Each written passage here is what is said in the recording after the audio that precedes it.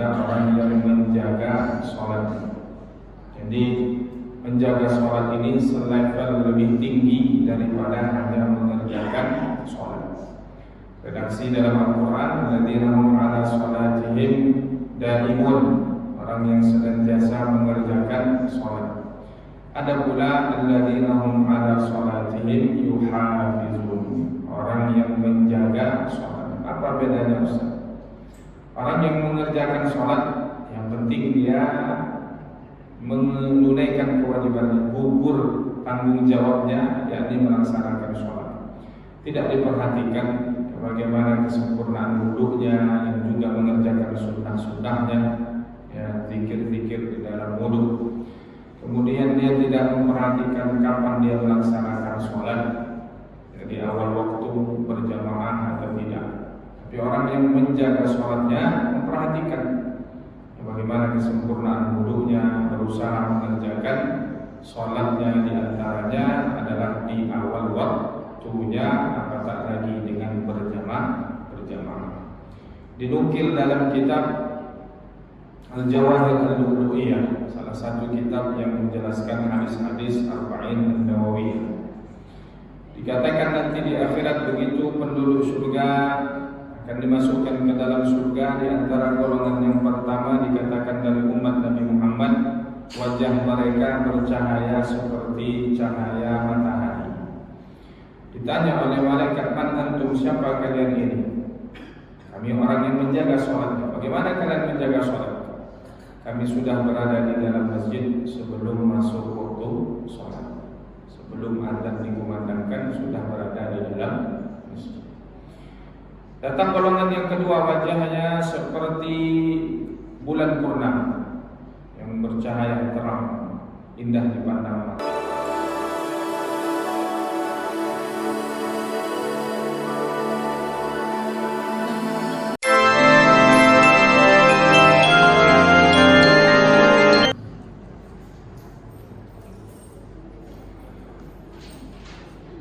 أعوذ بالله السميع العليم من الشيطان الرجيم. بسم الله الرحمن الرحيم. أحييكم بتحية الإسلام. السلام عليكم ورحمة الله وبركاته.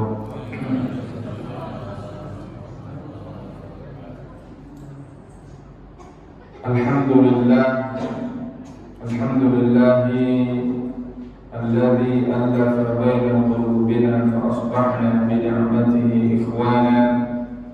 أشهد أن لا إله إلا الله وحده لا شريك له، وأشهد أن محمدا عبده ورسوله لا نبي بعده.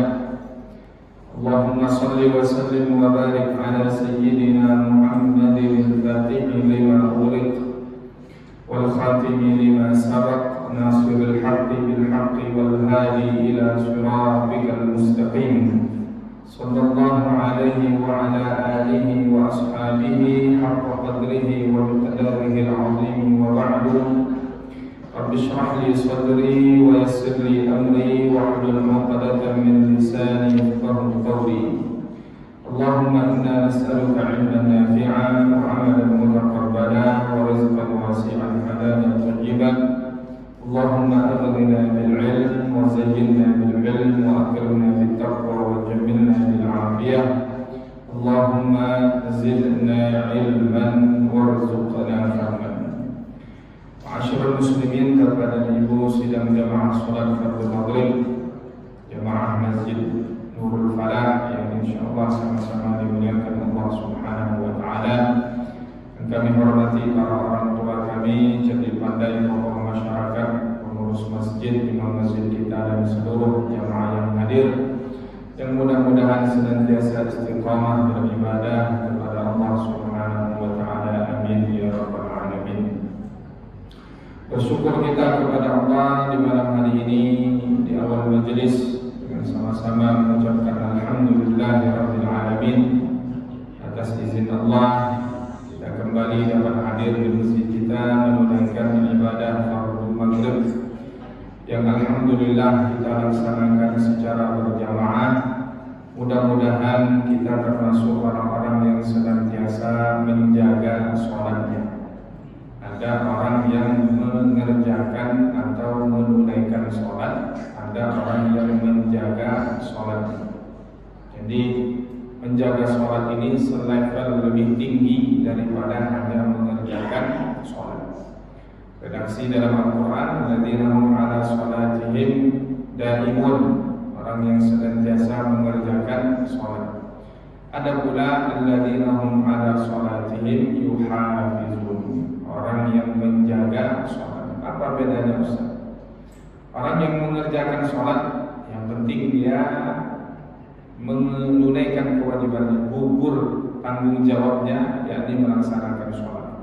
Tidak diperhatikan bagaimana kesempurnaan wudhunya, yang juga mengerjakan sunnah-sunnahnya, ya, zikir-zikir di dalam wudhu. Kemudian dia tidak memperhatikan kapan dia melaksanakan sholat, di awal waktu berjamaah atau tidak. Tapi orang yang menjaga sholatnya memperhatikan bagaimana kesempurnaan wudhunya, berusaha mengerjakan sholatnya, diantaranya adalah di awal waktunya, apatah lagi dengan berjamaah. Dinukil dalam kitab Al-Jawahir Al-Lu'lu'iyah, salah satu kitab yang menjelaskan hadis-hadis Arba'in An-Nawawiyah. Dikatakan nanti di akhirat begitu penduduk surga akan dimasukkan ke dalam surga, di antara golongan yang pertama dikatakan dari umat Nabi Muhammad, wajah mereka bercahaya seperti cahaya matahari. Ditanya oleh malaikat, man antum, siapa kalian ini? Kami orang yang menjaga sholat. Bagaimana kalian menjaga sholat? Kami sudah berada di dalam masjid sebelum masuk waktu sholat. Sebelum adzan dikumandangkan sudah berada di dalam masjid. Datang golongan yang kedua, wajahnya seperti bulan purnama yang bercahaya terang, indah dipandang mata. Siapa kalian? Kata malaikat, kami orang yang menjaga sholat. Bagaimana kalian menjaga sholat? Kami sudah dalam keadaan berwudu sebelum masuknya waktu sholat. Karena tadi sudah di masjid ya. Kemudian yang ketiga, wajah mereka seperti bintang yang paling bercahaya yang ada di langit. Siapa kalian? Kami orang menjaga sholat. Bagaimana kalian menjaga sholat? Begitu telah masuk waktu sholat, terdengar seruan azan, maka kami pun bersegera mengambil air wudu, bersiap-siap melaksanakan sholat. Tinggal melihat bagaimana kita di antara golongan yang tersebut, golongan mana. Kalau tidak jadi golongan pertama, kedua minimal berusaha menjadi golongan yang ketiga, dan kemudian bagaimana ketika sudah masuk waktu sholat, maka tidak ada yang jadi pikiran kita, perhatian kita, kecuali segera menunaikan kewajiban kepada Allah Subhanahu wa Ta'ala.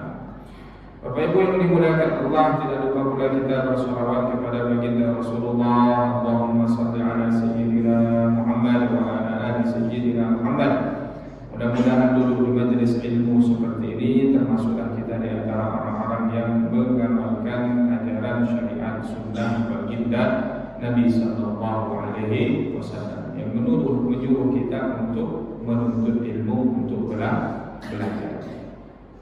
Bapak Ibu yang dimuliakan Allah, kembali melanjutkan kajian kita, pembahasan pada kitab Maraqil Ubudiyah Syarh Bidayatul Hidayah, yang pada malam hari ini sampai kepada pembahasan adabul isti'dadi li sa'ir shalawat, adab-adab dalam rangka mempersiapkan diri untuk melaksanakan sholat semuanya, sholat subuh, zuhur, asar, dan maghrib serta isya. Tapi subuh sudah kita bahas, yang ketika membahas tentang adab keluar dari rumah berangkat menuju masjid. Karena itu sholat yang pertama kita lakukan ketika bangun dari tidur. Karena kitab ini pertama-tama mengajarkan adab bangun tidur, masuk kamar mandi, kemudian berwudu, ya, mandi, tayamum, kemudian persiapan melaksanakan sholat subuh. Maka di sini tentu yang akan dibahas lagi adalah bagaimana persiapan melaksanakan sholat zuhur. Karena kita sudah bahas sebelumnya tentang apa-apa yang kita kerjakan setelah masuknya waktu duha atau setelah terbitnya matahari dan meninggi seukuran tombak sampai nanti masuk kepada waktu zuhur itu. Faqala al-musannif rahimahullahu ta'ala wa nafa'ana bihi wa bi'ulumihi fid dharain amin. Berkata pengarang kitab ini yang Imam Al-Ghazali, semoga bermanfaat kitab ilmu beliau bagi kita dunia akhirat insyaallah ta'ala. Yang bagi an tasta'idda di salat zuhri, maka hendaklah engkau mempersiapkan diri melaksanakan salat zuhur qabla zawali, sebelum tergelincirnya matahari ke sebelah barat, dari arah tepat di atas kepala kita. Begitu tergelincir ke barat, maka itu artinya sudah masuk waktu zuhur. Fatuqaddimal qailulata in kana laka qiyamun fil laili. Tapi sebelum itu engkau tidur, namanya qailulah, tidur sejenak. Jadi qailulah qalil, sedikit. Jadi sebelum masuk waktu zuhur itu ada waktu tidur sedikit. Tapi ini kita kalau bekerja tak ada waktu tidur. Karena kalau di jam-jam kantor kan, kecuali ada waktu istirahat. Ada juga kantor yang misalnya jam berapa, jam setengah 12, misalnya dia istirahat, nanti jam 1 masuk lagi. Berarti ada waktu. Di mana tuh? Di Jepang kalau tak salah, sekolah anak-anak bersekolah itu mereka makan di sekolah ada jam tidur. Jadi sebelum jalan-jalan masuk waktu siang ini mereka ada diagendakan tidur. Karena memang banyak manfaat, banyak faedah. Sekali ini termasuk di sini disebutkan engkau ada qiyamun fil lail, kalau engkau ingin bangun di malam hari tahajud, maka satu di antara kuncinya kalau bahasa kita tidur siang adalah kita tidur di siang hari, Au sahrun fil khairi, atau kau ingin bangun ada hal kebaikan yang ingin dikerjakan. Maknanya bangun zikir, baca Quran atau belajar. Fa inna fiha ma'unatan ala qiyamil lail. Karena tidur sedikit di siang hari itu akan membantu kita untuk bisa bangun di malam hari. Kama anna fis sahuri ma'unatan ala siyamin nahar. Sebagaimana bangun makan sahur itu membantu kita lebih kuat untuk berpuasa di siang hari. Jadi kalau untuk bangun tahajud, maka ibaratnya sahurnya itu adalah tidur di siang hari. Wal qailulah min ghairi qiyamin bil laili kas-sahuri min ghairi siyamin bin nahar. Tapi kata beliau Al-Ghazali, tidur siang tanpa bangun malam itu sama dengan sahur tapi tak puasa. Ini banyak kita. Tidur siang iya, tapi bangun tahajud tak ada. Itu perumpamaannya, dia bangun makan sahur tapi siangnya tak puasa. Fa idza qilta fajtahid an tastayqiza qabla az-zawal. Kalau engkau melakukan itu maknanya tidur sebelum masuk waktu zuhur itu, maka bangunlah sebelum masuk waktu zuhur itu. Jadi diperkirakan tidur tak lama, 20 menit, 15 menit, itu bisa membantu kita bisa bangun di tengah malam. Jangan pula tidur sampai sejam. Namanya qailulah qalil, sedikit saja. Kemudian bangun sebelum masuk waktu zuhur, entah 5 menit atau 10 menit, bangun wa tatawadda wa tahdur al-masjid. Kemudian engkau berwudu dan datang ke masjid. Jadi seperti yang kita sudah sampaikan pula, bahwa kita kalau ingin pergi salat berjamaah maka sudah dalam keadaan berwudu dari rumah kita masing-masing. Wa tusalli tahiyatul masjid. Begitu sampai di masjid, langsung ingin salat zuhur, maka salat tahiyatul masjid. Karena Karena ini maknanya di sini dia datang ke masjid sebelum masuk waktu zuhur. Ya. Selesai tahiyatul masjid, ya, riwayatnya apa kata Nabi, ketika sampai atau masuk masjid maka jangan duduk sebelum sholat 2 rakaat. Inilah disebut dengan tahiyatul masjid. Wa tantazir al-muadzina, kau menunggu sampai azan dikumandangkan. Begitu azan dikumandangkan, fatujibahu, kemudian kau menjawab seruan azan itu. Ini sunnah juga, ya. Kemudian nanti dilanjutkan dengan membaca doa setelah azan. Merutinkan membaca doa setelah azan ini satu di antara fadilah keutamanya yang berkemungkinan akan mendapatkan syafaat Nabi sallallahu alaihi wasallam. Karena doanya itu mendoakan Rasulullah. Allahumma rabb hadhihi ad-da'wati at-tammati was-salati al-qa'imah ati sayyidina Muhammadin al-wasilata wal fadilah wasyarafa wad darajah.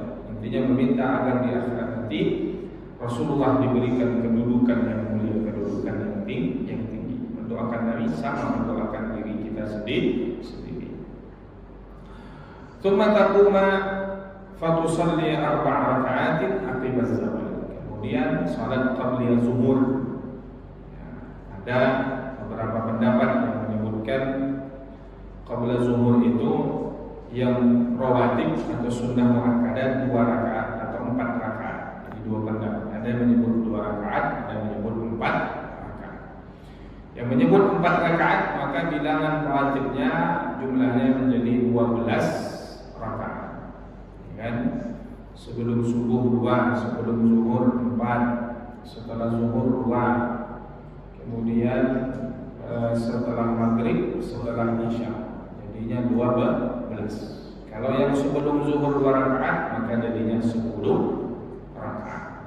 Siapa yang menjaga sholat rawatib ini, qabliyah ba'diyah 10 rakaat atau 12 rakaat tadi, maka nanti dibangunkan, dibuatkan rumah di dalam surga Allah Subhanahu wa ta'ala.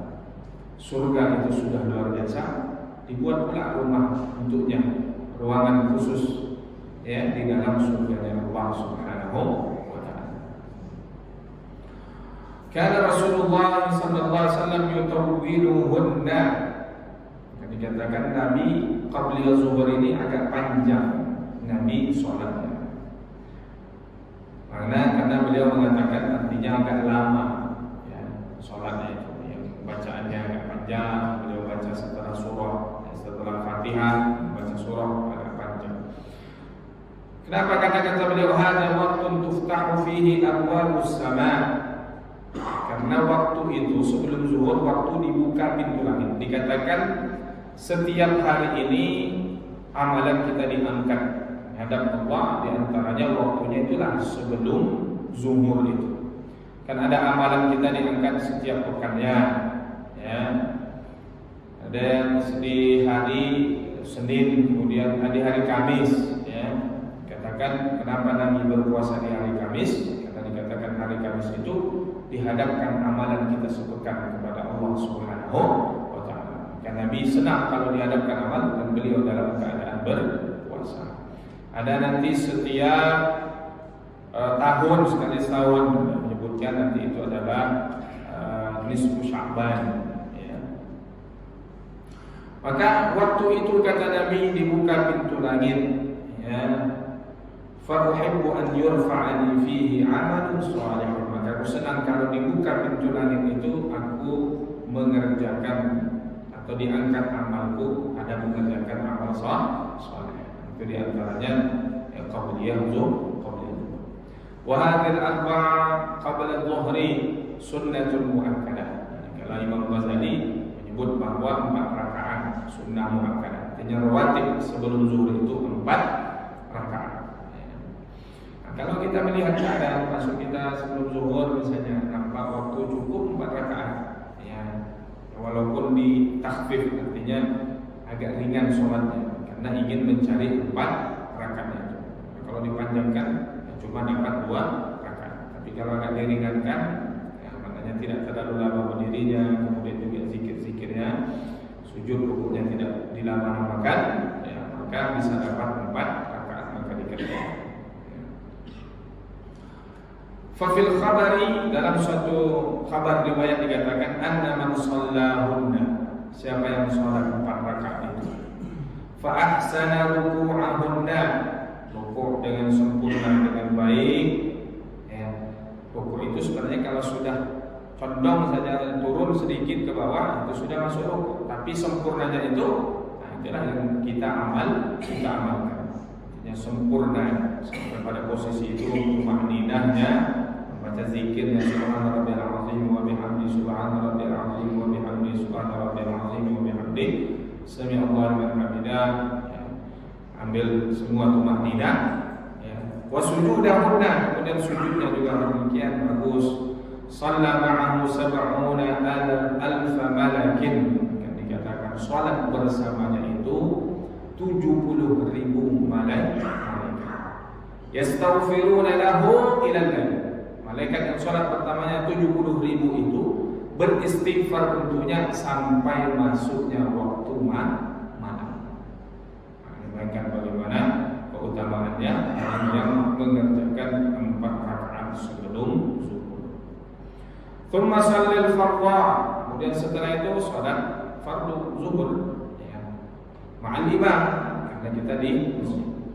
Tsumma shalli ba'da al-fardhi raka'atayn, kemudian salat setelah zuhur itu 2 rakaat ba'diyah, rawatib juga ya. Fahuma min ar-rawatib ats-tsabitah, maka yang 2 rakaat itu juga termasuk sunnah rawatib ba'diyah zuhur. ولا تشتغل إلى العصر إلا بتعلم علم أو إعانة مسلم أو قراءة قرآن. Maka setelah sholat zuhur itu seperti kita sebut sebelumnya, setelah terbitnya matahari sampai masuk waktu zuhur, apa saja kegiatan kita tak lepas dari yang pertama menuntut ilmu, dan itu yang terbaik. Yang kedua membantu orang lain. Yang ketiga beribadah untuk diri kita sendiri. Ada mungkin di antara kita yang sudah pensiun, sudah ada jaminan hidupnya, maknanya tanpa dia bekerja sudah ada penghasilan dan cukup untuknya dan untuk kehidupan sehari-hari. Maka orang seperti ini jangan lagi banyak menghabiskan waktunya untuk mencari hal-hal yang sifatnya dunia, karena dia sudah pada maqam tajrid, tanpa dia kemudian bekerja, menghabiskan waktunya untuk bekerja, dia sudah cukup penghasilannya. Maka dia hendaklah orang yang seperti ini sudah banyak membaca Al-Quran, berzikir, persiapan lagi untuk menghadap Allah Subhanahu wa Ta'ala. Dan kalau seperti itu kita pengen semuanya. Maknanya kalau ada yang sudah menjamin tanpa harus bekerja, maka kita ingin menghabiskan waktu kita ini untuk beribadah, beriktikaf di masjid, baca Quran, aw sa'in fi ma'ashin, atau berusaha untuk mencari nafkah, untuk memenuhi kebutuhan. Kalau seandainya dia masih punya tanggungan, maka lebih utama baginya tentu bekerja. Jangan terbalik. Dia makamnya makam kasar, dia harus berusaha, ada anak istri yang harus dinafkahi. Dia tidak mau pergi bekerja, saya ibadah saja lah, ibadah akhirat. Ini salah, karena dia makamnya masih harus berusaha bekerja. Fi ma'ashin litasta'ina bihi ala dinik, kemudian bekerja mencari nafkah dalam rangka juga untuk membantu agama. Artinya apa? Dengan kita bekerja ada mendapatkan harta, bisa harta itu kita pakai untuk berinfak, bersedekah, dan juga membantu orang lain, atau memenuhi kebutuhan kita, membeli makanan, dengan makanan itu kuat sehat badan kita pun bisa kita pakai gunakan untuk beribadah. Tsumma shalli 4 raka'atin qabla al-'asri fa hiya sunnah muakkadah. Kemudian setelah masuk waktu asar, dikatakan ada pula qabliyah asar 4 rakaat. Kalau beliau masih menyebut sunnah muakkadah, tapi kebanyakan jumhur ulama yang termasuk dalam mazhab Syafi'i sebelum asar itu bukan sunnah muakkadah, tapi keutamaannya juga luar biasa. Karena Nabi SAW mendoakan orang yang salat 4 rakaat sebelum masuk waktu asar. Artinya sebelum salat asar. Qabliyah asar, tapi dia tidak termasuk rawatib. Ya. Apa kata Nabi? Rahimallahu mar'an shalla 4 qabla al-asr. Allah memberikan rahmat kepada seorang yang sholat 4 rakaat sebelum asar. Maknanya 2 rakaat salam, 2 rakaat salam, sama tadi dengan qabliyah zuhur. Rahmat, kasih sayang yang Allah Subhanahu wa taala. Dia memang tidak termasuk rawatib. Sama sebelum maghrib. Sebelum maghrib itu kan tak termasuk rawatib atau sunnah muakkadah. Tapi juga ada dalilnya, ada landasannya. Ya. Dalam suatu riwayat Nabi mengatakan, "Shallu qabla al-maghrib, shallu qabla al-maghrib, shallu qabla al-maghrib liman syaa." Salatlah sebelum maghrib, salatlah sebelum maghrib, salat sebelum maghrib bagi yang mau. Artinya dianjurkan, tapi bukan masuk pada rawatib muakkadah. Maka berusahalah ayyadalaka du'a'ahu sallallahu alaihi wasallam. Maka berusaha kita masuk dalam yang didoakan Nabi sallallahu alaihi wasallam. Ini memang salat sunnah ini ya perlu usaha, ya, perlu juhud, perlu kita melihat pandai-pandai kita membagi waktu kita. 4 jam, ini sudah mau masuk waktu asar, bersiap-siap. Nah, itulah tadi kita sebutkan di awal, al-muhafizuna 'ala shalah, orang yang menjaga salat, memperhatikan. Maka dikatakan orang yang mempersiapkan kematiannya dilihat dari bagaimana dia mempersiapkan diri menghadapi setiap sholat 5 waktu sehari semalam tersebut. Wala tashtagil ba'da al-'asri illa bimithli ma sabaqa qabluhu aw qablahu. Bima sabaqa qablahu. Jangan juga menyibukkan diri setelah sholat asar itu kecuali seperti kesibukan kita yang 4 hal itu. Menuntut ilmu, kemudian membantu orang lain, menolong orang lain, kemudian beribadah untuk diri kita, baca Quran, berzikir, kemudian yang keempat mencari nafkah sampai nanti masuk waktu maghrib. Wala yanbaghi an takuna awqatika muhmal. Jangan sampai ada waktu kita itu yang kita sia-siakan. Karena waktu kita inilah hidup kita. Ya, maka kata Imam Hasan Al-Basri, "Ya bani Adam, innama anta ayyam." Wahai anak cucu Adam, engkau adalah bilangan daripada hari. Ya, ayyamun bukan ayam. Ayam beda nih. Ayyamun jamak daripada yaumun. Engkau anak cucu Adam bilangan daripada hari. Artinya kita ini kan kumpulan daripada hari hidup kita. Menit, detik,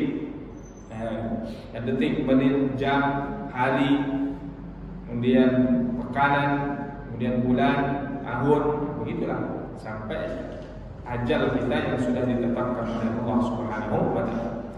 Maka kata Imam Hasan Basri, wahai anak cucu Adam, sungguh engkau kumpulan daripada bilangan daripada hari. Mata dhahaba yaumuka dhahaba ba'duka. Kapan harimu berlalu, ya berlalulah sebagian daripada hidupmu. Karena kita ini kan setiap hari berkurang jatah kita daripada apa yang sudah ditentukan oleh Allah kapan kita akan meninggal. Kata Luqman Al-Hakim, menasihati anaknya, mengatakan, wahai anakku, ketika engkau lahir ke dunia ini, itulah awal mula engkau membelakangi dunia dan menuju akhirat. Dan sungguh yang sedang engkau tuju akhirat lebih dekat daripada dunia yang engkau tinggalkan. Maka jangan menyediakan waktu kita pada hal-hal yang sia-sia. Karena kalau bahasa kita, kalau waktu itu bisa dibeli misalnya, umur bapak berapa?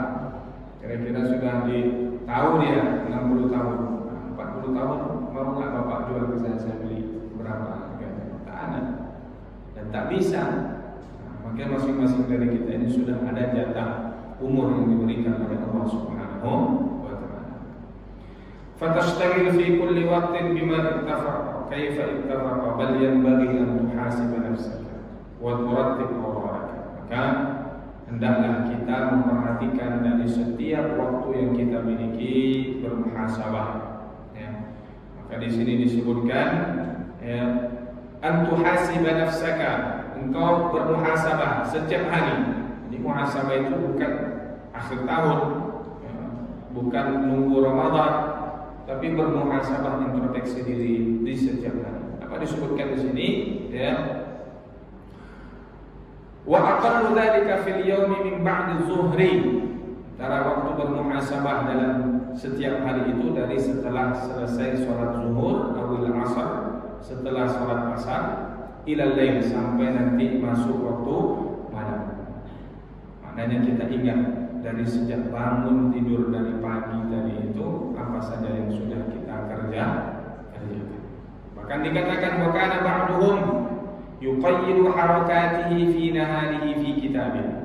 Sebagian orang-orang salafus saleh mereka ada menulis ya, ataupun kemudian mengikat aktivitas kegiatannya itu ya dalam satu bentuk apa bahasa kita, agenda harian, apa yang dicatat, apa dikerjakan hari itu.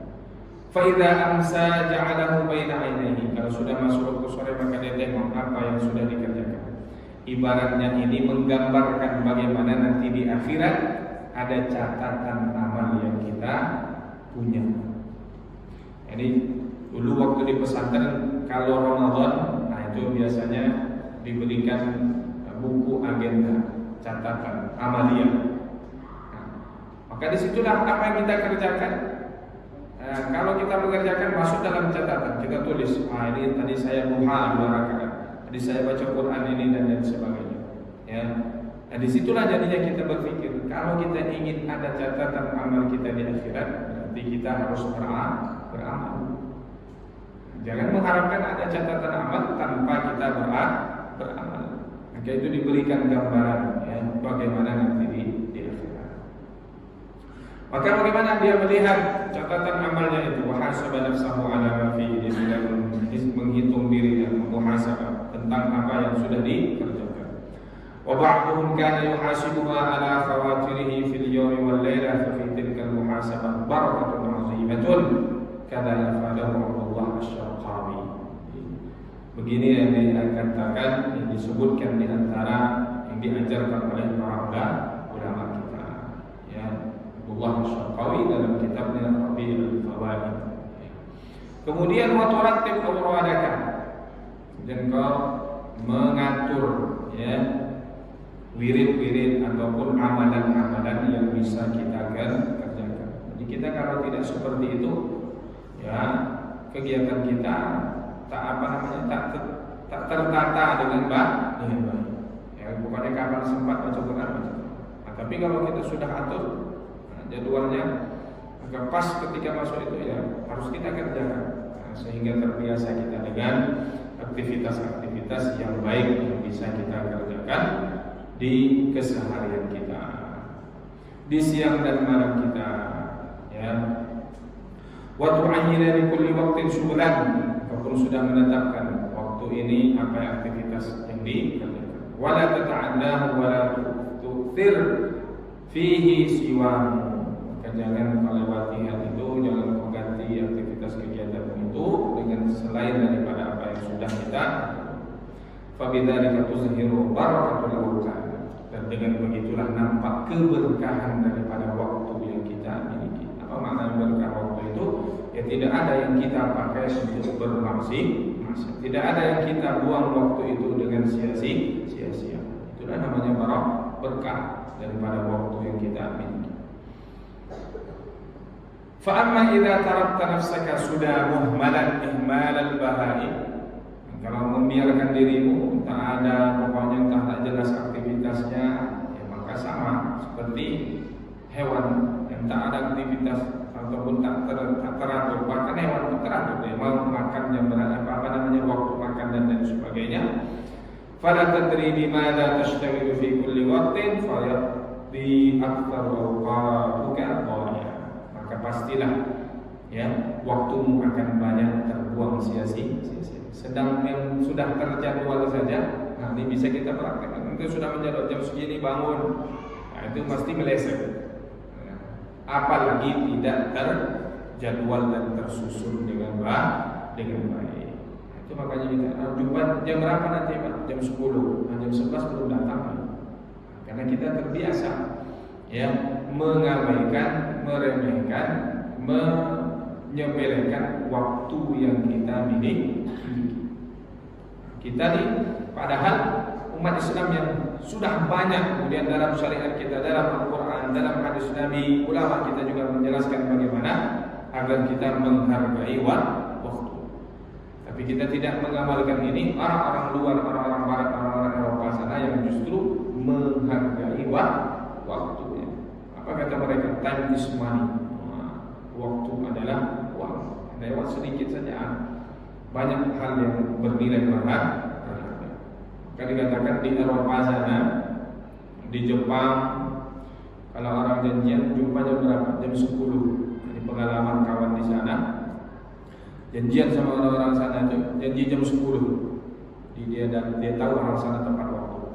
Dia datang sebelum jam 10. Rupanya kawannya orang Jepang sudah lebih datang lebih dulu. Kalau kita sini janji jam 10, paling kawan datang setengah 11. Nah, karena itu mental kita, kebiasaan kita.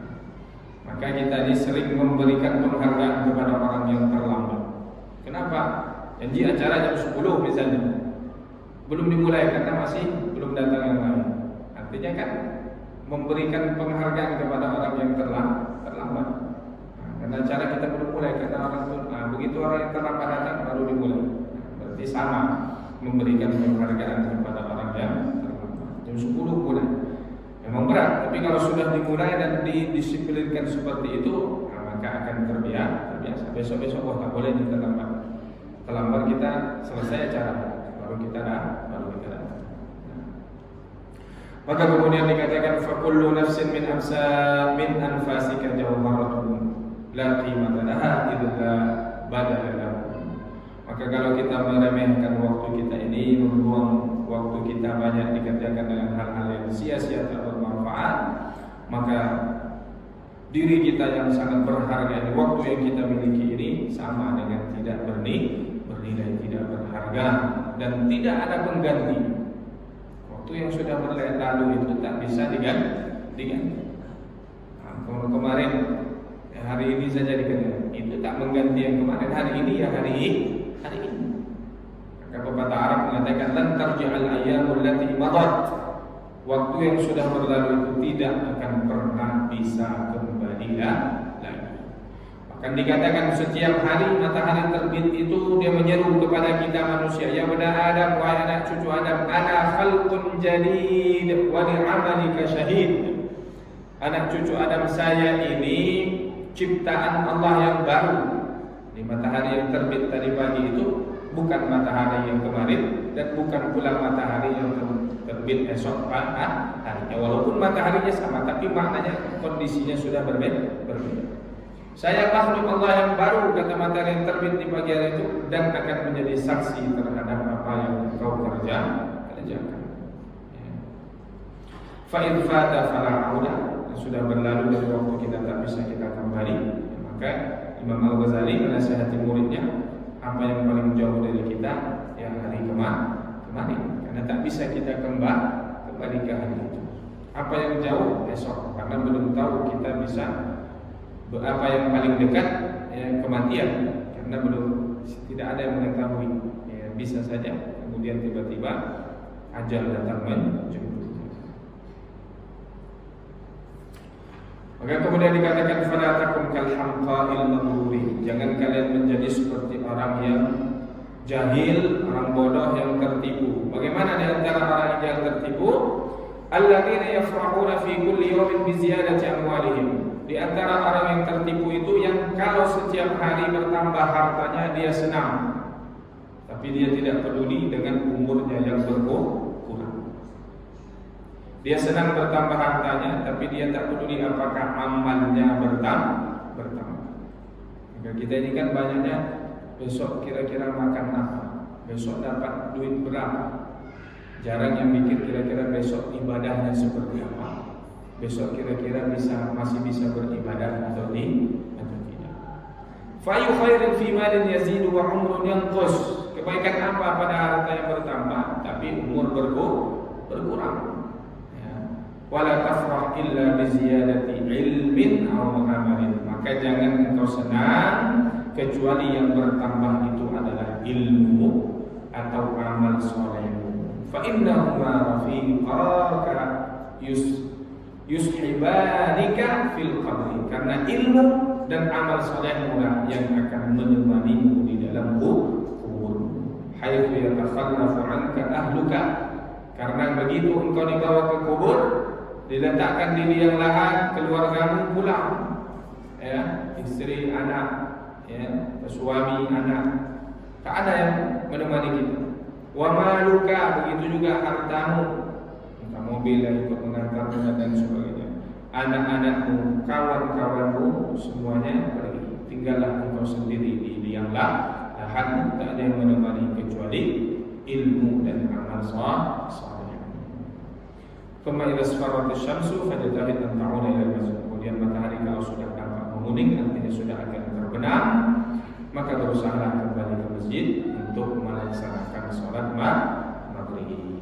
Menyibukkan diri dengan bertasbih, karena di antara waktu yang paling tasbih itu kan pagi dan kemudian sore hari.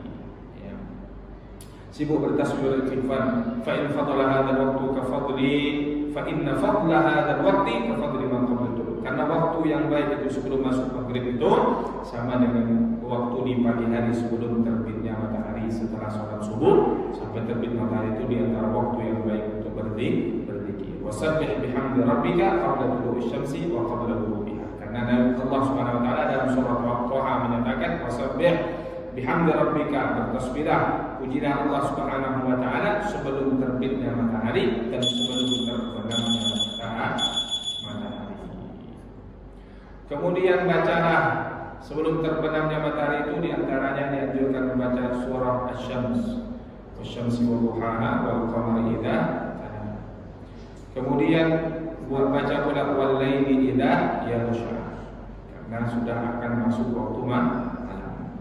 Wal mu'awwidhataini, membaca qul a'udzu birabbil falaq qul a'udzu birabbin nas wala taghubu 'alaika syamsu wa anta fil istighfar. Dan matahari terbenam dan engkau dalam keadaan beristighfar kepada Allah Subhanahu wa taala. Kemudian kalau sudah mendengar azan maghrib, sudah sama tadi menjawab azan. Ya. Kemudian berdoa setelah tersebut. Kan di sini sebutkan doanya Allahumma inni as'aluka 'inda itibari lailik wa itibari naharik wa huduri sholatik wa aswati du'atik an tu'tiya Muhammadan al-wasilah. Ini sama juga doa setelah azan. Ini ada tambahan karena masuknya waktu maghrib. Tsumma shallil fardha ba'da jawabil mu'adzin min salat maghrib. Ya, setelah itu salat maghrib, setelah salat maghrib 2 rakaat rawatib tadi kita sebut, ya. Wa in shallata ba'dahuma arba'an ya tutiruhunna fa hunna ayatun sunnah. Kalau menambah lagi 4 rakaat setelahnya, maka itu juga bagian yang dianjurkan. Maka kemudian kalau mampu, maka setelah maghrib itu engkau beriktikaf seperti sekarang ini. Di anjurannya itu sebenarnya beriktikaf dari maghrib ke isya itu setiap hari. Ya. Kenapa? Karena dikatakan ya ini waktu yang baik, ya. Tidak ada kemudian dia kerjakan dari di antara amalan yang baik setelah maghrib sampai isya itu dia sholat sunnah.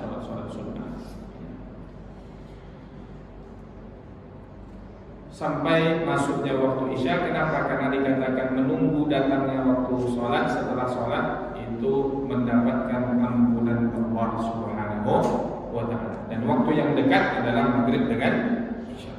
Kalau kita disuruh menunggu datangnya zuhur setelah subuh, panjang waktu. Apalagi menunggu datangnya subuh setelah isya, tak pulang kita beritikaf di sini di masjid sampai masuknya waktu subuh. Yang dekat adalah maghrib ke isya. Kalau mampu kita, kalau tidak, yang minimal sekali syukurkan seperti ini kita beriktikaf sambil mendengarkan majelis ilmu. Kemudian setelah sholat isya, ya, sholat pula ba'diyah, ya, 2 rakaat, termasuk yang diantaranya mengangkat rawatib. Kemudian nanti setelah itu, ya, bersiap-siap untuk atau istirahat atau tidur di malam hari. Inilah Bapak Ibu yang dirahmati Allah Subhanahu wa taala. Maka nanti masuk lagi pada pembahasan ada lunau, ada ketika akan tidur di malam hari.